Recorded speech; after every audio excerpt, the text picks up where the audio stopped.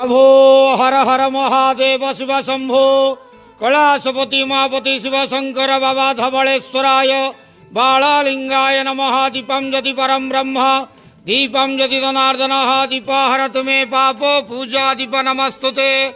अहे धवलेश्वराय बालालिंगाय नमो नमः। संसार सुखी रखंतु। आज शुभ सोमवार रे समस्त श्रद्धालु भक्त मानक आश्रीपद करंतु, मनस्कामना पूर्ण करंतु, कर्म क्षेत्र उन्नति करंतु, ग्रहरिष्ट खंडन करंतु, जगतर मंगल करंतु, विश्वर कल्याण करंतु, आपणकर नाम विख्यात करंतु, सेवकर डाक श्रवण करंतु, समस्त गुआवसा भक्त मानकर मनस्कामना पूर्ण करंतु। जो जो भक्त माने आपणक पाखरे मानसिक रखिछंती तांक मानसिक पूर्ण करंतु। प्रभु धवलेश्वराय बालालिंगाय नमो नमः।